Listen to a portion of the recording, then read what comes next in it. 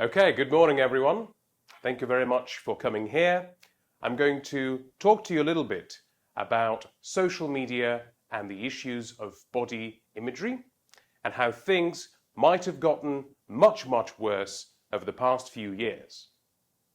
I'm going to start my presentation by quickly asking you all a simple question.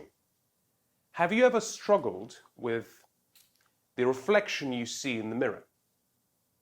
Well, if my data is right, then 1 in 5 of you have had that experience before, where you weren't truly satisfied with the way you look or with the way other people might perceive you.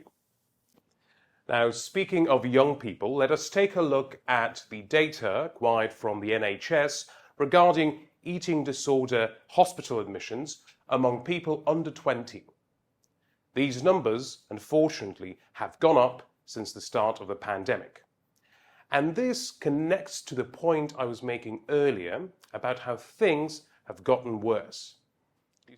Before I move on to talking about this slide, I'd like to quickly define some acronyms I'll be using throughout my presentation. The first one I'm going to define is BMI, which means the body mass index. It's a number that is calculated through comparing a person's height and weight.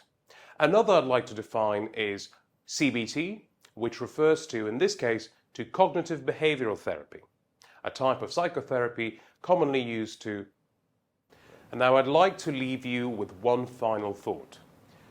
Remember to be mindful of the content you consume on social media, because people who make it do not always have your interests as their best intentions.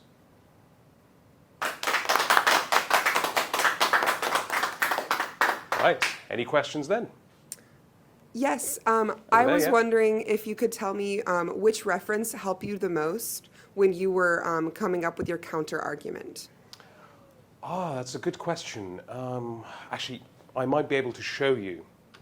I remember for the counter argument, the most challenging thing was looking at the opposite side of the argument. So the people who actually, for example, might have gotten a lot of help when it comes to the usage of social media and how that compares to body imagery. I would say the study at the very bottom here was the most helpful because it showed sometimes some positive examples of social media usage in tackling eating disorders, right? People were able to find communities of individuals who suffered from eating disorders, and they were able to get help there. And so understanding how that can be helpful, yet still, social media remaining the problem was quite helpful for figuring out how to structure my argument.